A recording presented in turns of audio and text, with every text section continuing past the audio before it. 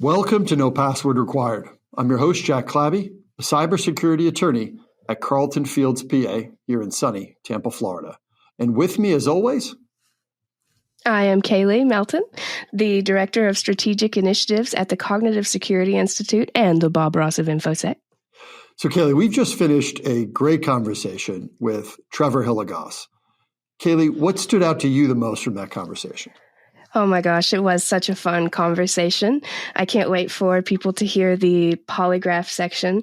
But I really enjoyed Trevor's use of metaphors and analogies. I particularly enjoyed his comparison of how the public generally overemphasizes the wrong parts of cybersecurity and threat actors and things like that.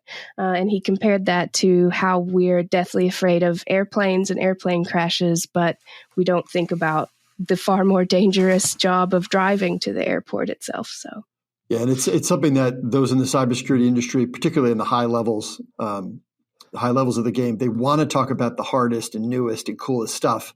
But in reality, right, sophistication, as he describes it, doesn't equal success. He also shares with us one of the greatest lines we've heard recently. I'm going to preview it. Stay tuned for his reference to a self-licking ice cream cone.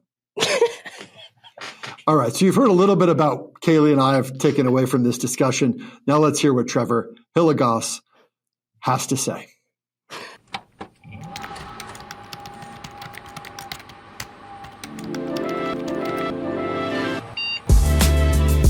Welcome to No Password Required, a podcast dedicated to showcasing the top personalities in the world of cybersecurity. Welcome. Our guest is Trevor Hilligoss. Trevor, welcome to No Password Required. Hey, thanks, Jack. It's great to be here. All right, so we're going to get into cybersecurity, but just before that, there's one thing I want to ask. What is the most unexpected place your career has taken you? Jeez, starting off strong. Man, so many. I guess that what comes to mind, been to the White House, which was an honor several times. I've been to the Philippine Presidential Palace, which was unexpected. Been to North Korea. That was a bit of a wild ride.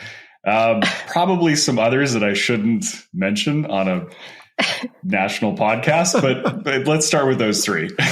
It's funny because you sometimes think of like when you hear about another country having a presidential palace, you're like, that's weird. They have a presidential palace. But then you remember we literally have a mansion that our president lives in. That's just in the middle of our capital. Yeah. Well, the Philippines is pretty similar. It's not a similar building by any means, but it's very much a mansion and it's pretty close to the center of Manila. So, and it's white too. There's a lot of parallels there. Korea is a little different. Korea, I believe they have a blue house. So not to turn this into like, let's talk about presidential palaces for an hour, but there's some interesting things there. So following your time in the Army Criminal Investigation Division, the CID, you reached a fork in your career road. Can you tell us about that fork and that life-changing decision that you made? Yeah. So Army CID was a fantastic experience. For those that aren't familiar, Army Criminal Investigation Division is kind of, I would describe it as like the FBI for the Army, right? So it's a lot of the same cases that the FBI investigates. CID investigates oftentimes with the FBI, having some kind of nexus to the U.S. Army there. So it gave me a great, a great ability to kind of have exposure to a lot of different things. And I worked a lot of fantastic cases. Towards the end of my time as a special agent with the Army, I was actually attached to an FBI cyber task force. So I got to kind of see the other side of that as well, which was absolutely amazing. Got to work with some amazing people. But, I realized that for a number of reasons, I needed to find something else to do with my life. And I definitely do not regret leaving government service. I think, I value my time there, and there's still some fantastic people doing amazing things every single day for not just the US, but, the world, quite honestly.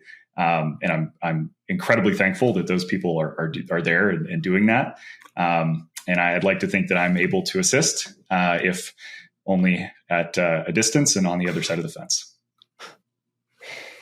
So both crime scene investigation and digital forensics play a pretty important role in modern law enforcement, I would say.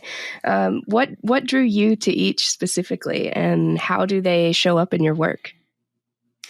So about 6 months. So when I became a special agent, and everybody, well, for CID, I think this is the case in most federal agencies. You have basically a period of probationary time where you kind of learn the ropes, right? Typically, you're assigned to a more senior agent, and you work. In my case, I worked what we called general crimes. So basically, anything that walked in the front door, largely people crimes, everything from the unfortunate homicides to somebody stealing a car. Have to be a pretty nice car for it to be a felony level, but you can get there. So about 6 months into that, I remember I had a conversation with my special agent in charge at the time, and she kind of sat me down and said, look, there's basically two paths that I see for you. You could stay on the forensic side and become a forensic specialist, and your life would be working murder scenes, or you could go into digital forensics. And I grew up around computers. My dad was an electrical engineer. I grew up soldering next to him, and had written a little bit of code. I would not have considered myself anything close to an engineer at that point, but it was not too foreign to me. So, and I also did not look forward to spending my life responding to the worst days in other people's lives, or the end of other people's lives in some cases. So I took her up on the digital forensic option, went through the training. It's distinctly different than what I do now, right? Digital forensics largely oftentimes it's called dead box forensics. So, you're working on something that was seized, a cell phone, a computer, a hard drive, whatever. It's offline, right? Gotcha. And it's been offline, has to remain offline for a number of reasons. That's really different from working malware cases, or working, cases into advanced persistent threats, as I did in my past life. But there's definitely a lot of things that translate, right? Like good evidence handling, practices, maintaining a chain of custody, making sure that you're documenting everything that you do, making sure that you're consulting with the right people, to make sure that you're not going to do something wrong or illegal or unethical. All of those things are super translative, and I think have really informed me quite well, even though I'm not necessarily, last time I did a forensic examination of a computer was, I don't know, probably 2016, 2017. It's been a while. Now I guess maybe like 2018. I'll give myself the benefit of the doubt there, but it's been a while, right? But I definitely, a lot of those same skills and kind of techniques that I learned from that phase of my life, I use it each and every day. Yeah. That's awesome. So speaking of your current day-to-day, can you walk us through a typical day in your role? I know you oversee a lot of responsibilities at SpyCloud. Yeah, it's a lot of meetings. I think it's one thing I've learned. The more you get into management, it's really just more meetings. Maybe that's absolutely just 'cause I'm a remote worker, but no, it's honestly a lot of fun. I've got SpyCloud Labs does a lot of stuff. I mean, we do malware analysis, we do direct, interactions with threat actors where we're directly collecting data that has been stolen from, victims around the world and making sure that we can get that to those victims before it can be used by criminals. Yeah. We also have an engineering capability, right? So we're taking part in, the R&D process, which is totally different, but, no less cool. Yeah. So I don't know that there's really a standard day for me. Which is, I think I like that. I think that's good. Yeah. Right. It's maybe that would scare some people, but I have horrible ADHD. And so context switching is my love language. And so getting something new, a new Slack message every five minutes, it's completely different from the last one that I got, is really cool. And stays interesting. I keep learning new things, which is really neat. And wherever I can be helpful, even if that means shutting up, because, the best managers, sometimes the best thing you can do is just shut up and let your people work. Yeah. How can I help? And then be quiet, right? It's very, very hard to learn. When you get hit with the first RTFM, that's when you learn real quick. Like, okay, maybe I should just sit down and read the documentation. Stop bugging. Exactly. So, Trevor, a lot of the work of Cyber Florida and some of the work of our audience too are folks who were in the military and then transitioned to a cyber career, or folks who do hiring for cybersecurity companies and often look at folks with military experience. How does your military experience inform your approach to cybersecurity at SpyCloud? A lot. I am a huge, I had kind of a non-traditional journey to military service. I saw it as kind of a way to figure out what I needed to do with my life after college. And,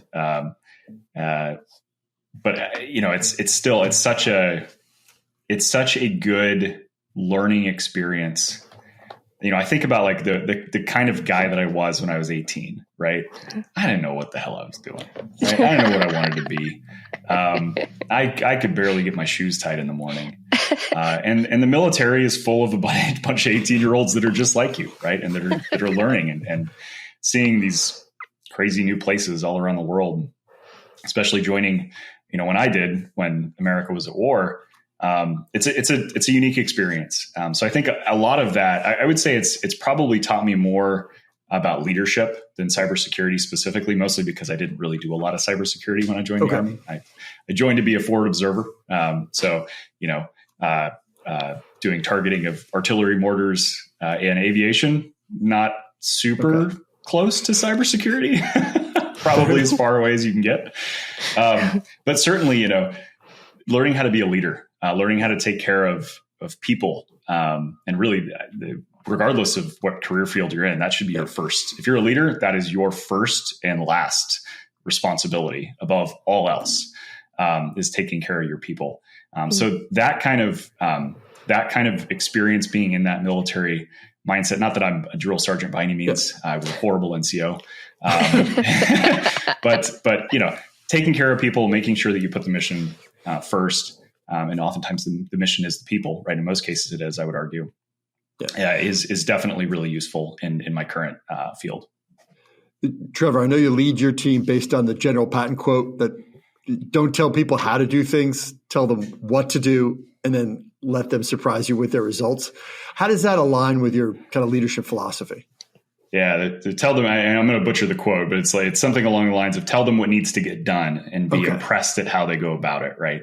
Oh, great. That is like my anchor. We've all had micromanagers, right? Every single one of us has had a boss that's constantly in your business and is, what's the status? What's going on? I didn't get an email from you this morning. Are you at work? Like, that is the most unhelpful thing that you can do, period. Like, aside from just like not showing up to work. In fact, not showing up to work might be better in those cases. So, I have been amazed at even the most junior of researchers coming up with like incredibly novel ways to solve problems. And if I was the kind of guy that would just like dictate from on high, this is how you're going to do it, are we going to reach the desired end state? Probably, right? We'll probably get there, but nobody's going to be happy about it. I'm not going to be happy, right? Because I'm spending all my time keeping track of you. You're not going to be happy because you've got some dude on your shoulder that's yelling at you every 10 seconds. And we're probably going to miss something because there's ideas that every single person in an organization has, regardless of their seniority or experience level, that could be amazing. And if you're not allowing them to make those decisions and make those mistakes too, right? Those things are hand in hand. You're missing out on all of that innovation. So like what I would say to leaders from that quote's perspective is like, empower your people to fail. Let them fail safely. Pick them up when they fail and then learn from that experience, right? If you are so risk averse as to just control every minute detail of every project, you are going to miss so much greatness that your people can give you. Yeah, I love that. I love that a lot. Speaking of quotes, I hear you have a sticker on your laptop that says something like, you can hack your way into a war, but you have to shoot your way out. So in the cybersecurity world, would you say that your role specifically is more about fighting active threats or about fortifying defenses before that happens? Yeah, credit to where credit is due. I believe that one came from it's a John Holquist from CyberWarCon. Fantastic sticker. One of my favorites. I got a whole bunch on the back of my laptop. I think it's both. I think one of the things that really drew me to cybersecurity from law enforcement, especially, law enforcement is often reactive, and you can do your best job, but realize that every time you're responding to a scene, something has already happened, right? There is already a victim. There's nothing that you can do, at least as, an investigative. Obviously there are law enforcement that can be deterrent, but in my, I was not on patrol. I responded to things that had already happened. So that's really frustrating. That's hard to do day in and day out. Cybersecurity, we have this unique ability to influence things before they happen. Yeah. We can take a defensive posture. We can make life harder for the bad guys. We can go offensive. It's not just the government that can do offensive things. The government can do a lot more creative offensive things. But private sector has a lot of data and a lot of ability to work together to counter the adversary. And if we do that and we do it well, then that victim never becomes a victim, right? Yeah. We can stop that identity theft. We can stop that ransomware attack. And to me, that is immensely more satisfying than showing up and having to kind of pick up the pieces. Yeah, it makes sense. Hopping back to your leadership style and the urge to micromanage, I understand that you're one of the unicorn leaders who can actually still code. So how does that skill influence how you manage your teams? Yeah, well, I hope it's not unicorn. I think one of the things that really struck me as odd when I came into the private sector is from, being a special agent, having supervisory special agents above me. Like when I was in cyber, my supervisory special agent, my SSA, was also in cyber, right? They were a case agent before they were a supervisor. And obviously they weren't read up on like all of the techniques that, we needed to do on a daily basis, but they had been a cyber agent. They knew what working a cyber case looked like.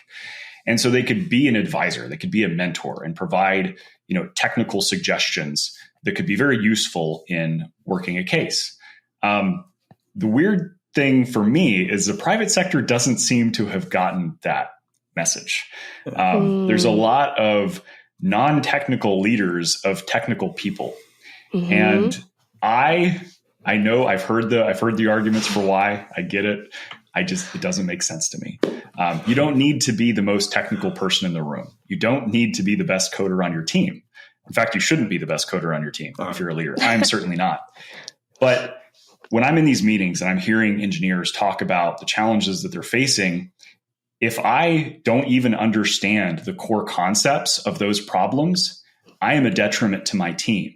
On one hand, I'm either stopping development to ask questions that are stupid and I should already know the answer to.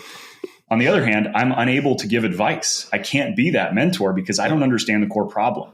So what I would say is you don't have to be a developer. I mean, I love writing code. I love being a developer. I think I'll always be that person because I just enjoy doing it. But that's not a requirement. Mm-hmm. Be competent enough so that nobody has to explain concepts to you. Like that, to me, that is the bar. If you're a technical leader, that's what you should strive to be. And if you're not meeting that, YouTube exists. Go watch some coding videos because it's amazing how much you can learn.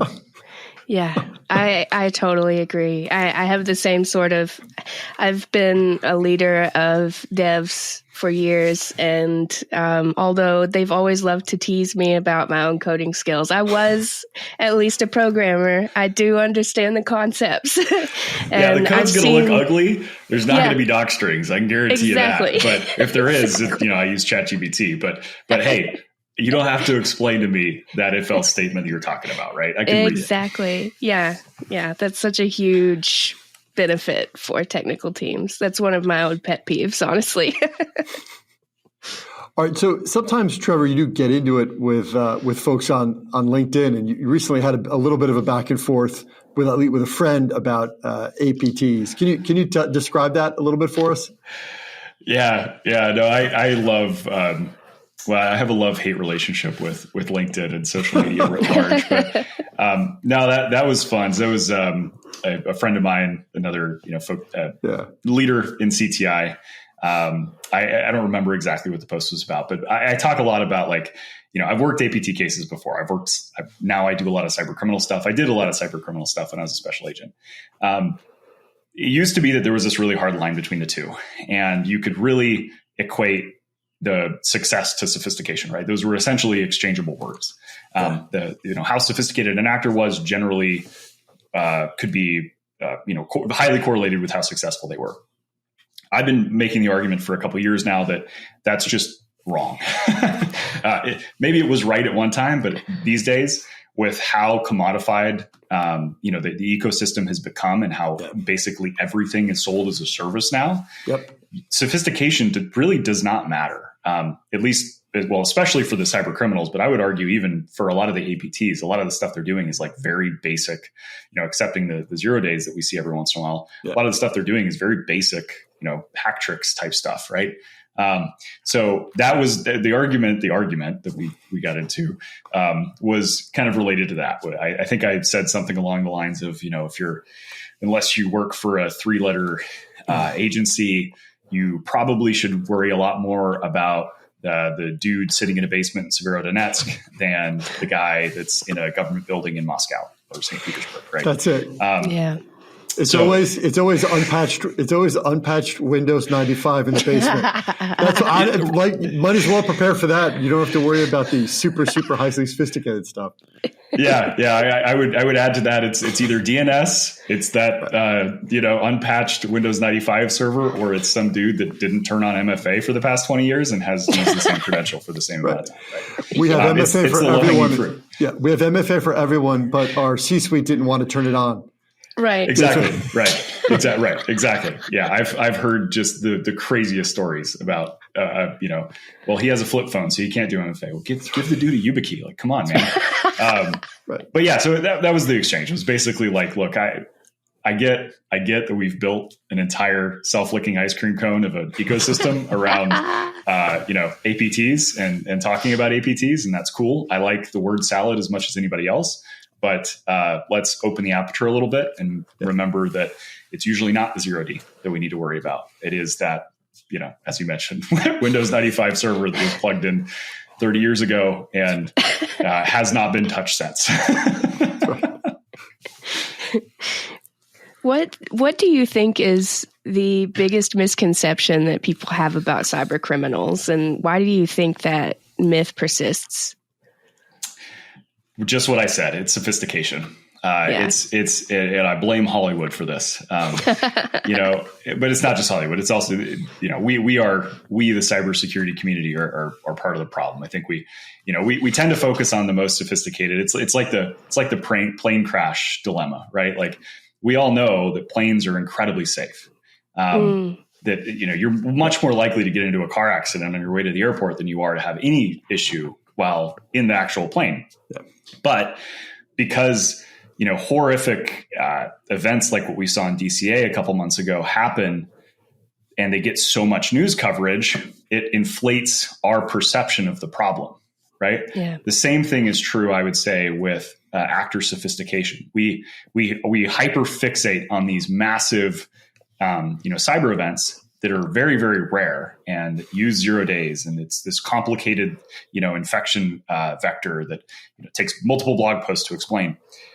But that's the airplane, right? Like that is such a rare event in the grand scheme of things. You have hundreds of thousands, if not millions of intrusions every single day using things like off-the-shelf info stealers or credential stuffing attack or an unpatched vulnerability that somebody scans Shodan for, right? Like all of these things are far, far, far more common to actually impact you as an individual than some, 2-digit designated APT that shows up on, the nightly news.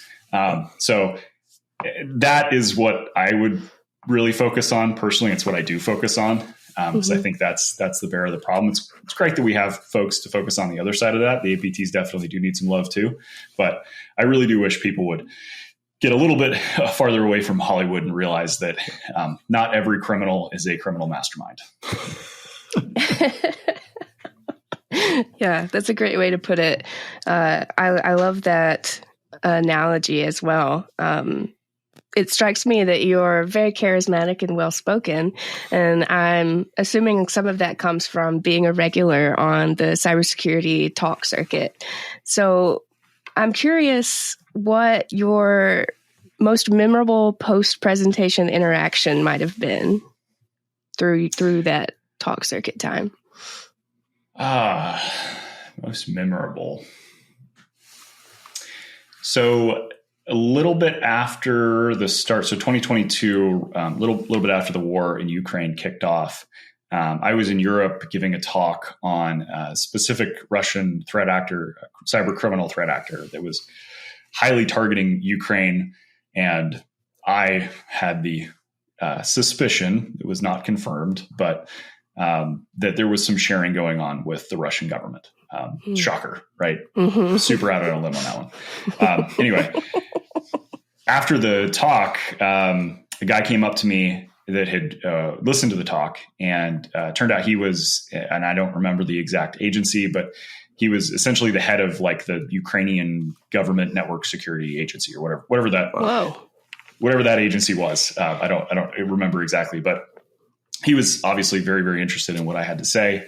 And we talked, had a couple adult beverages together. And then I sent him everything that we had, which was, a lot of basically this group was using stolen credentials through keyloggers and info stealers to gain initial access. And then, they would deploy additional tooling inside to move laterally and escalate privileges and do all the nasty stuff, doing a lot of wipers and low-level data theft, that kind of stuff. Anyway, we passed all that information over that they were using to target. And I heard through the grapevine, weeks or a couple months later, that they were able to use that data to reset a bunch of credentials and lock down a bunch of accounts. Awesome. And didn't see any more. Well, from our vantage point, at least, I'm sure other people have a much better view. Those that say work by a river, but we didn't see any more targeting using that those TTPs after we passed that over. So That was pretty cool. To be at least tangentially involved in some righteous action by the Ukrainians. That's so cool. That's awesome, Trevor. All right. Well, we're going to take a short break now. And when we return, Trevor's going to go through our lifestyle polygraph. So stay with us.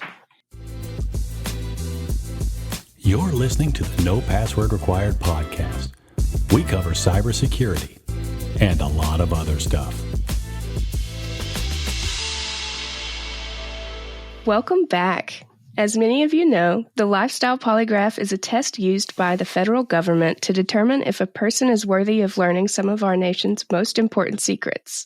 Here, though, we use this technique for slightly lower stakes to determine whether our guest can join our fantasy cybersecurity squad. Trevor, are you ready for our Lifestyle Polygraph? I'm very glad you prefaced that with that. This is not the same lifestyle polygraph as the government. No, I'm sure you've experienced. Yes. Yep, I'm ready. Hit me. All right, great. First question. It's a two-part question.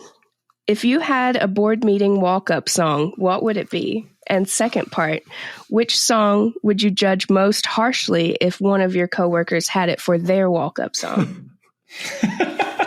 Jeez. Oh, that's good. So walk-up song, I don't have to think too hard on this because we actually do. In my company, we have like every few quarters we'll have like a company-wide thing, and all the executives have a walk-up song. So no way. Mine is "Can't Stop" by Red Hot Chili Peppers. As a West Coast boy, it's kind of a natural pick. That's great. What I would judge most, I like to think I wouldn't judge anything, sure, you do you. Sure. With a slight asterisk next to that, which would be if you pick something like lately, I have a young girl, my daughter, who loves the song Pink Pony Girl, which I'm no shade, right? It's a good song. But holy crap, does that stick with you? That is like the earworm of all earworms. So I would just say like, the only thing I would judge you for is if you pick one of those songs that is going to stick with me for the next week. That you're getting judged. Trevor, I have 2 daughters, and they were practicing piano and voice to Pink Pony Club for weeks. Oh my God! I know every beat unintentionally, and I agree it's a great song. And I think she performed it during the Grammys, and I was like, wow, this is. That's when I realized I know every single part of the song. I know it as well as you possibly could. I'm ashamed to admit that I'm right there with you. Yep. I'm with you. Wait, with the Los Angeles focus, though, do a lot of people pick like how is hair metal faring? Do people pick like early '90s Los Angeles hair metal for any of their walk-up songs, or? Yeah, we got some late '80s, early '90s, hair metal bands that come up. We're Austin based, so there's some country music that I kind of have to grin and bear. Nothing against country music, just not my jam. Yep. It's an interesting swath of different songs that appear in close concert. I have a theory that like if you ask like, where did all the guitar forward like pop rock kind of go, and I think they all went to country music. Like if you listen to country music today, it all sounds like Eric Church would have been in the late '90s, early 2000s would have just been a pop. Oh anyway, controversial. You take the Alabama drawl away, and it's just pop punk, right? Like that's all. Exactly. Yeah. I'm going to get a lot of hate for saying that. Listen, I live in Nashville. I'm allowed to make this estimation. There we go. You're the judge. All right. Number 2. Can you tell us about how you build your favorite West meets East Coast breakfast? Yes. Oh man, I'm gonna get ribbed quite a bit for this segment. I have what my wife would call an unhealthy obsession with New York style bagels. To the extent that I actually every 2 weeks I have a dozen New York City bagels overnighted to me. That's awesome. Where I live in Northern Virginia. So that's the east part. The west part, that's awesome. Some of you have probably seen this in your local grocery store because it's spread quite a bit over the past probably 2 decades. But Tillamook Creamery makes some of the greatest, best dairy products. I'll swear by it. Tillamook's a town in Oregon, near where I grew up. And I swear by their jalapeno cream cheese spread. And then lately I've been modifying that slightly. Still jalapeno cream cheese spread. But if you're familiar with Migas tacos, the filling, so scrambled eggs and corn chips, fried in chili oil. Put that on top of your bagel with jalapeno cream cheese. And unless you don't like spice, I guarantee you'll like it. Wow, that's a great recommendation. Is that a weekday thing you would do, or is that weekends only kind of a setup, Trevor? Oh, that's weekends only. Yeah. Okay. No, weekdays, whatever I can put in my body, usually coffee. Well, always coffee, sometimes more than coffee. I'm going to look for that Tillamook spread because we have Tillamook cheese and ice cream now in Florida at Publix, and it is awesome. Yeah. I think it's fantastic. Little taste of Oregon.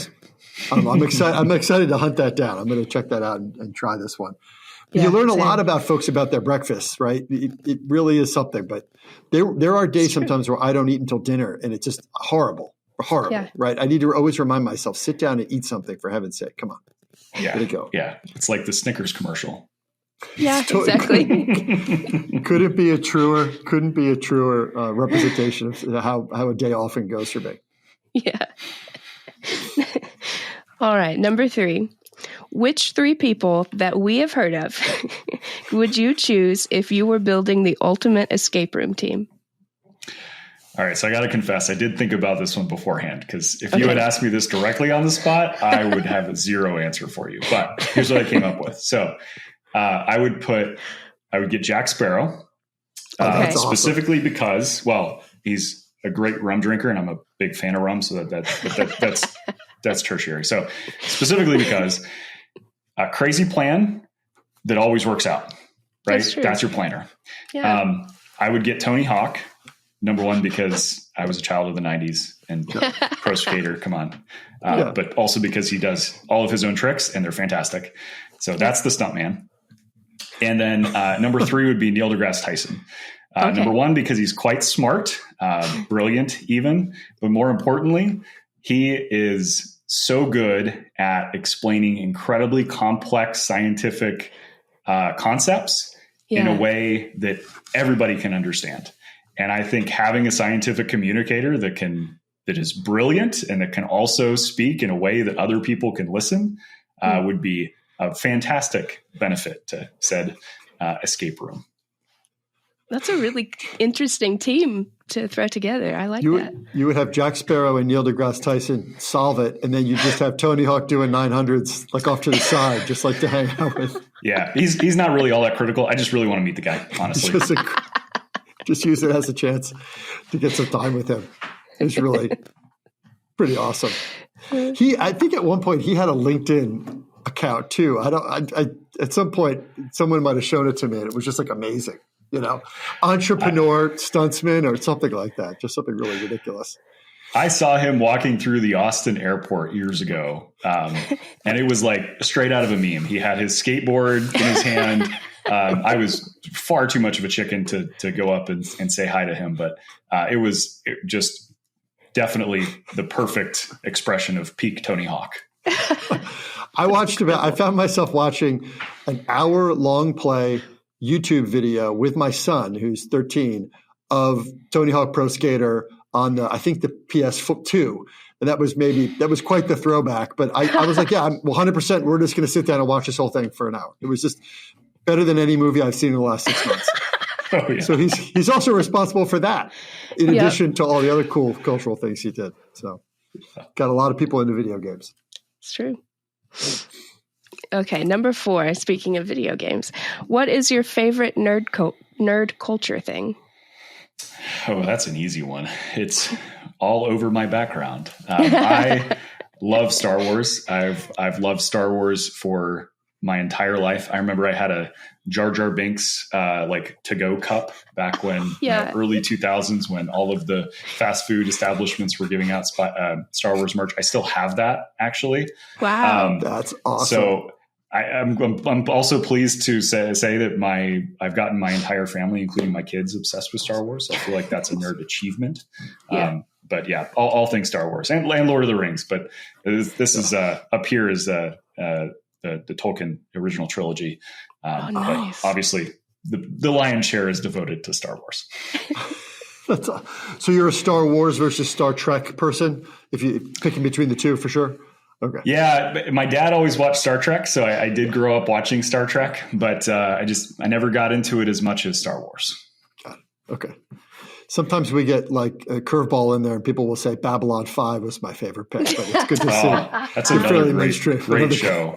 Firefly. I mean, there's a lot. There's a lot to pick from. Let's be honest here. Oh, totally. Awesome. All right. Last question. If the NSA gave you a secure line to prank call anyone in the world, who are you calling and what is the prank? Who came up with this one? This one's great. I was just about to ask, man, how do you come up with this stuff? These are fantastic.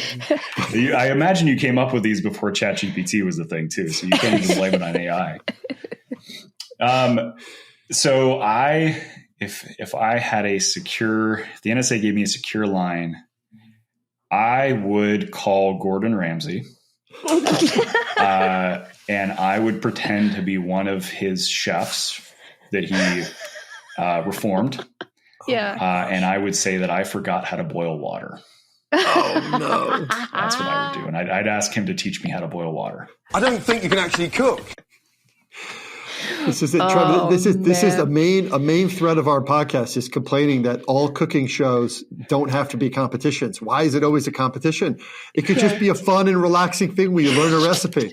Why are we fighting all the time? It's the weirdest thing to make a competition out of too. Like how is cooking food the substance of our survival? How have we turned that of all things into a competition? I love the cooking shows. Don't get me wrong. Yeah, the Great British Baking Show or whatever that thing's called. My wife loves it. I love it just as much. I watch it all the time. Yep. But I'm with you. I don't understand why we've made eating a competition. Like I know Guy Fieri gets a lot of bad rap, and there's been some issues. But the early days of Diners, Drive-Ins, and Dive, where he would just like go to a place, he'd eat a sandwich, and he'd be like, "This is a delicious sandwich. Tell me more about it." Like I could watch that. I'm okay with that. That's enough for me. That's how we're supposed to do it, right? It doesn't need to be the best sandwich. It can be a good sandwich. That's fine. They're all pretty good. Sandwich. They're all pretty good. Yeah. My goodness. Okay, Jack, what do you think? Has Trevor got what it takes? Yeah, for sure. But certainly by the time we got to question 5, where he was correctly taking Gordon Ramsay to task, I think. Oh, that was the perfect answer. So, Trevor, welcome to our fantasy cybersecurity squad. You can fulfill a lot of roles, but you've got the correct temperament to be a part of it. So thanks. Fantastic. I am honored to be a member of the Fantasy Cyber Football Club. Thank you. So, Trevor, if folks want to get in touch with you or with SpyCloud or learn more, how can they do that? Well, we have a website. You go to spycloud.com. If you want to go check out our blogs, we also have spycloudlabs.com, which will take you directly to the labs version of SpyCloud. But I'd encourage you to just go to spycloud.com because we got a lot of fun stuff on the main site as well. Very cool. All right. Well, that brings us to the end of the show. Thank you, everyone, for listening. For the entire No Password Required team, I'm Jack Clabby, and we'll talk again soon. Thanks for listening to the No Password Required podcast. Join us next time for more with your favorite cybersecurity personalities. In the meantime, consider liking, subscribing, and sharing this episode. You can find us on social media at NoPasswordPod. The show is produced by Cyber Florida, and a special thanks goes out to our friends at Carlton Fields and Reality Shift. For more information, visit our website at cyberflorida.org/pod.